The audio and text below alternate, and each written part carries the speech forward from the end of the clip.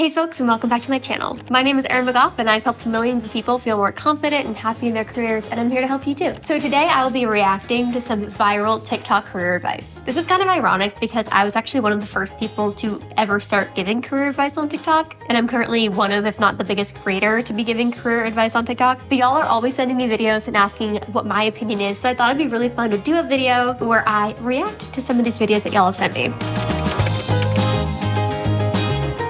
So let's get into it. Okay, first video. What industry did you decide to pursue a career in? I work in sales at TikTok. If you were to go back to when you were in either high school or college, what is the best piece of advice you tell your younger self? The first, delete your graduation year from your resume and delete it from everything that you can imagine, whether it's LinkedIn or your resume. And the reason being is that a lot of the times traditional hirers or recruiters are going to base your salary off of how long you've been in the real world. However, that never applied to me because I had a full-time job when I was in college. So I graduated with 3 years of work experience, whereas my peers were still getting internships. So my salary should be a lot higher than theirs. So that would be a core piece of advice I don't hear anywhere else. The second, even if it seems like it's very trivial, be careful what you post on social media. And the reason being is people are going to vet you without even you asking them. So it doesn't matter if you're on LinkedIn or if you're on TikTok or if you're on Twitter or whatever. Right. People even look at what you like or favorite on Twitter. So just be very cognizant of your digital footprint. So those are my two pieces of advice. And then I would say if I had a third, to take time for yourself. You only have your 20s and your 30s for as long as you do.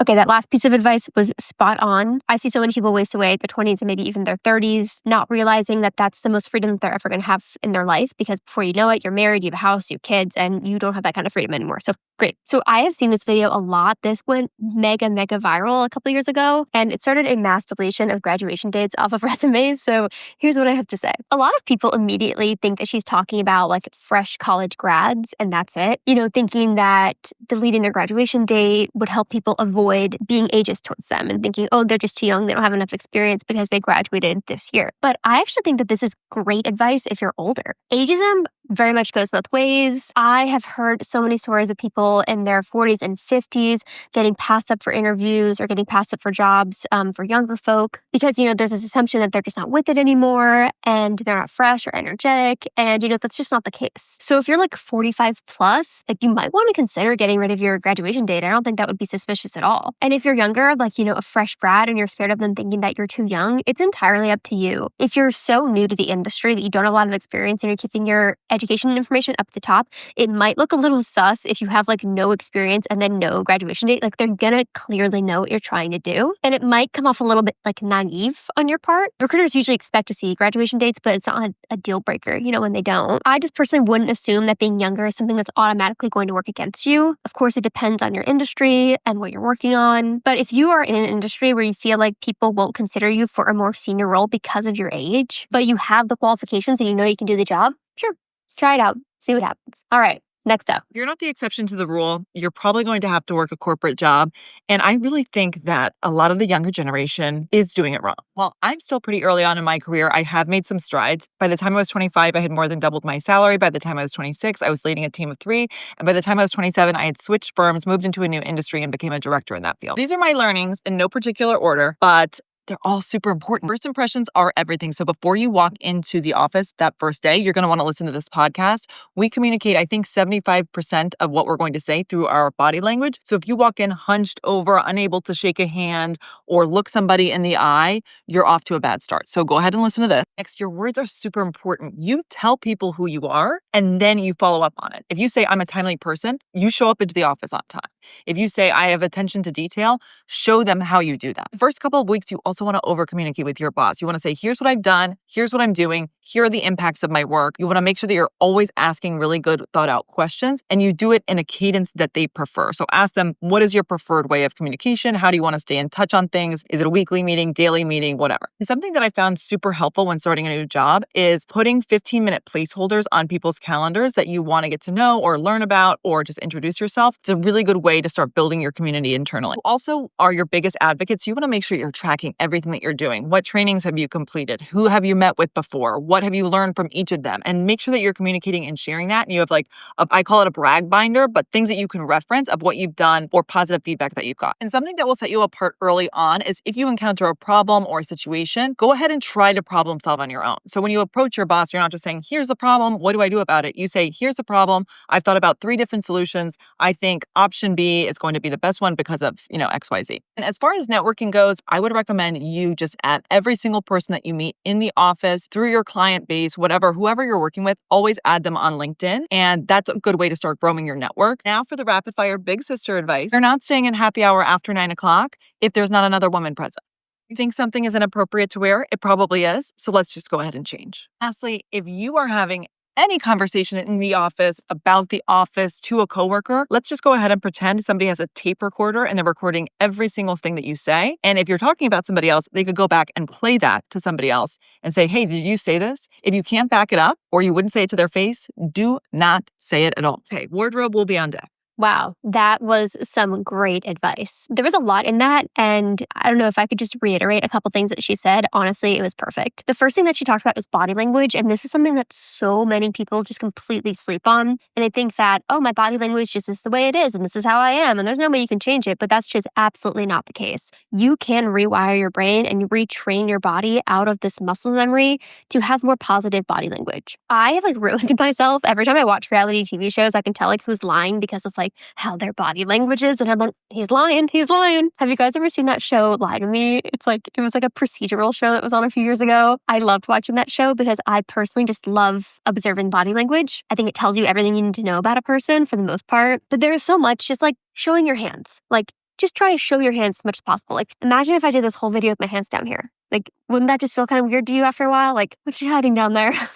You just want to, there's little tips like that can really, really help. The second thing she talked about was integrity. It's saying who you are and what you do, and then actually going and doing that. It's not telling people who you are, it's showing people who you are. And you would be shocked at how few people actually do what they say they're going to do, how they said they were going to do it, when they said they were going to do it. If you can just simply fulfill every single thing that you tell somebody you're going to do and actually go do it, you're in the top 1% of professionals. Trust me. The third thing she said was over-communicate. This is the only thing that I would want to caution you on. Sometimes people can barrel into their industry thinking that over-communicating is just talking a lot, but over-communicating is communicating specific things in a very intentional way. So it's not waking up and messaging your boss everything you're doing for that day. That's just over-talking, over-messaging. You want to over-communicate. And that's going to vary depending on who your boss is. So some bosses might want to be really hands-on with you. They might be more laid back, more friendly. Other bosses might just be don't contact me unless you have an update. So I would ask them, what is their preferred cadence? How often would they like to meet? What's their preferred communication? Do they want text, Slack, email? Would they rather talk things over on the phone or on Zoom? Just ask them what their style is. Or else you could come off really annoying. I also really liked how she talked about setting 15-minute meetings on people's calendar. Obviously, ask them, hey, I'd love to learn more about you and what you do with the company. She also mentioned adding everybody you meet on LinkedIn. I could not agree more. Add everyone you meet. I don't care if you're working in marketing and you get lunch with somebody in finance. That person in finance is married to somebody who's the marketing head of some other agency. You just never know who people know. So expanding your network and not thinking, oh, that person's completely irrelevant to me. Oh, they're lower than me. Oh, they're too high. Just meet everybody that you can. Because for me, I'm a very visual person. So having my network visual and organized, like a giant directory of everybody you've ever met, it's amazing. So totally agree with that. She mentioned creating the brag book, which is something, she calls it a brag binder. I call it a brag book,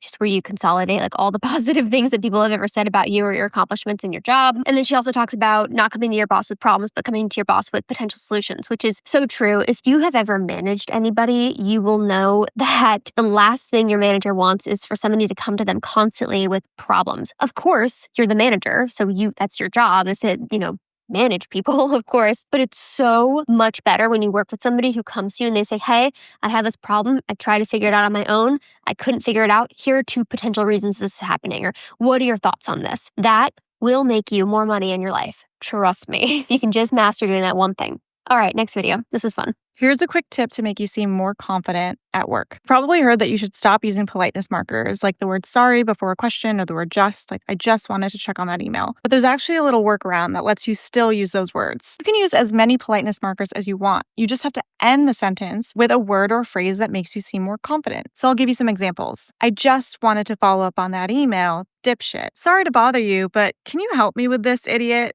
Oh, I love that so much. Okay, this is hilarious, but there's actually a really important lesson in that video. One of my biggest career advice pet peeves is when people insist that women stop apologizing and that women apologize too much. Now we just need to share our truth and talk like a man. Like that is just, it irks me to no end. And there are definitely people out there that need to stop over apologizing. They apologize way too much. It dilutes their apology. They definitely need to work on their language, but they're just really timid. You know, they apologize for everything because they're scared of everything. But if you're always speaking like a girl boss in a movie, like it's just not realistic and you will get labeled a B, trust me, quicker than you can say female empowerment.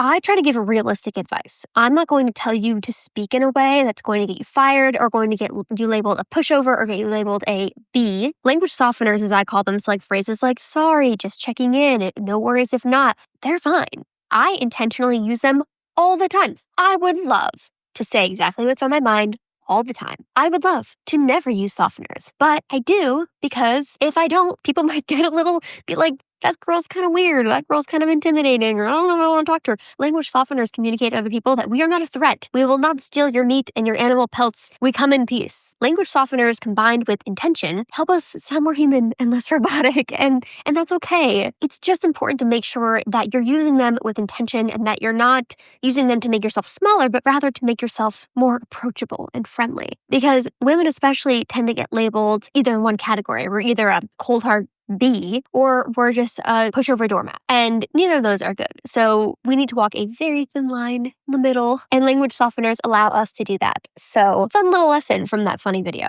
All right, next one. I feel it needs to be said that companies would rather protect one terrible boss than retain dozens of stellar employees. And I hate that. We all hate it.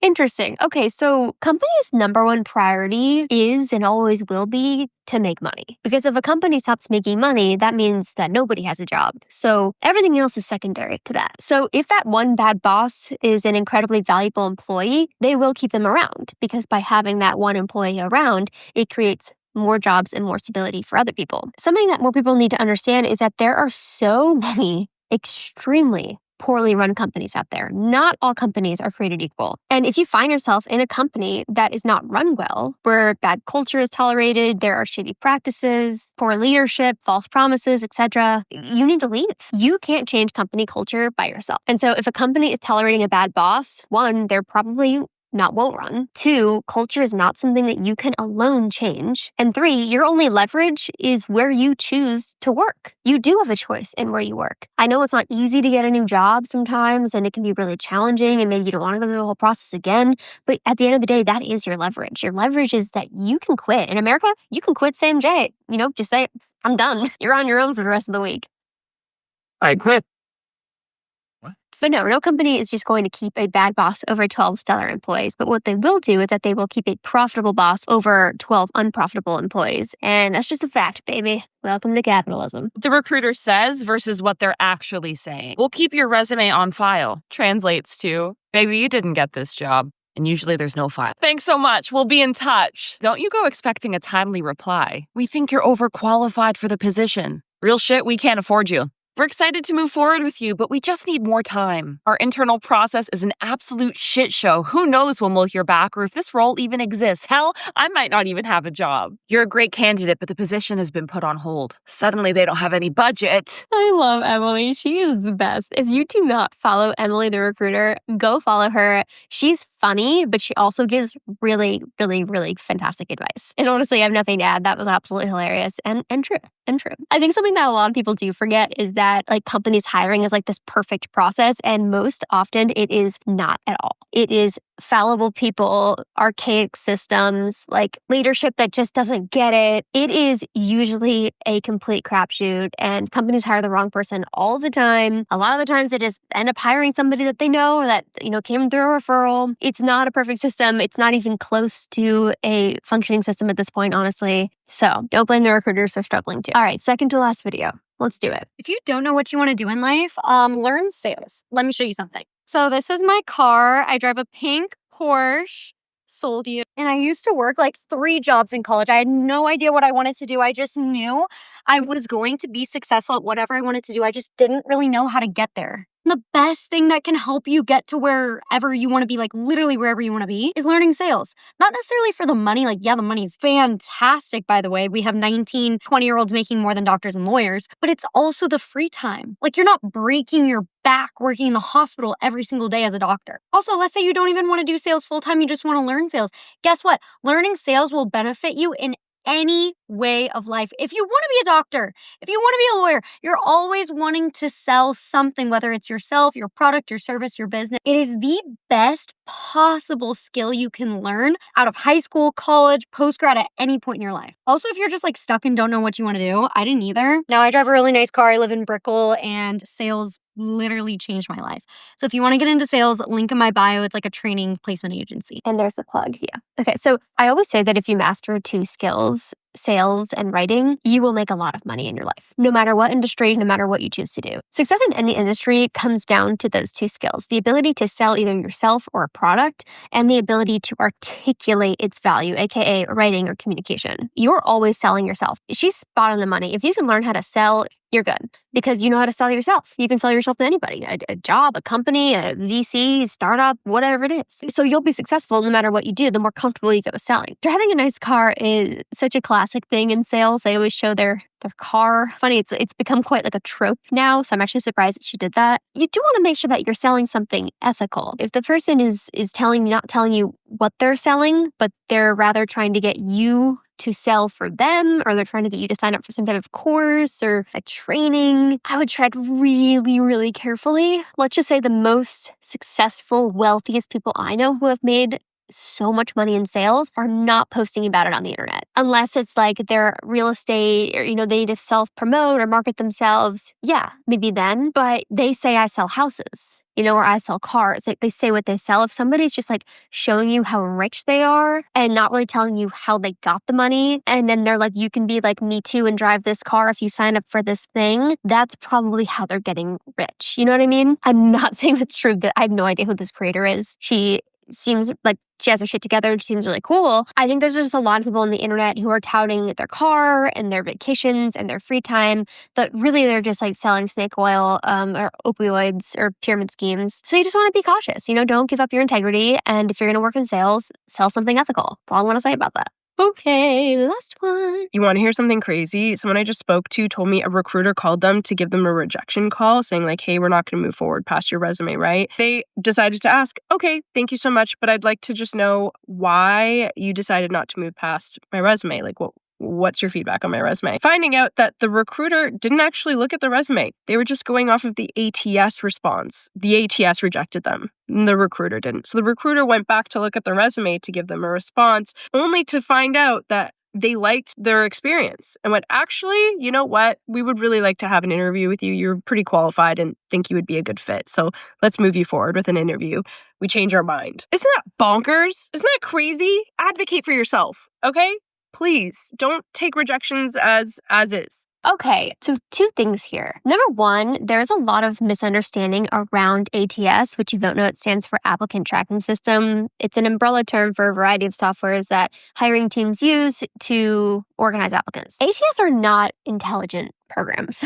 They don't use AI to auto-reject. If you get automatically rejected in minutes, it's probably because you answered a qualifying question wrong and instantly got kicked out, and that had nothing to do with your resume. It didn't scan your resume and be like, nah. And this story also sounds a little bit unlikely to me because say that did happen. Say the ATS automatically rejected this person.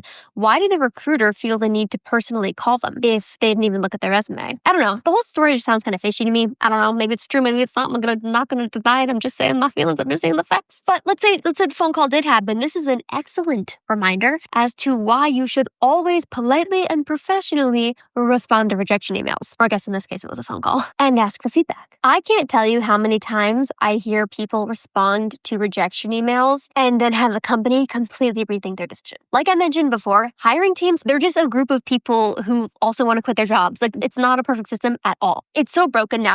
make resumes with AI, then we submit them through Indeed, and then we refill it out on Workday, and then like we think that it goes into this opaque computer system. But really, at the end of the day, people hire people, and recruiters don't even hire people. Department heads and hiring managers make those final decisions. So like at the end of the day, if you're working in marketing, the head of marketing is going to hire you. Like it's not a computer, it's not a resume, it's not a system. If you can just get directly to that person, you can cut through all that crap. So computers don't hire people, people hire people, and that one's on the house. All right, that's it for today. If you have some videos that you want to send me and hear my advice on, feel free to put them down in the comments, or you can DM me on Instagram. I love these videos, and I've always loved TikTok's ability to democratize access to career advice. But you just gotta be careful about what you listen to and take to heart. Like I always say, don't just get your advice from one source like me. Instead, listen to a variety of sources, listen to what people tend to say over and over again, and then go with your gut. All right, you got this, and I'll see you next time.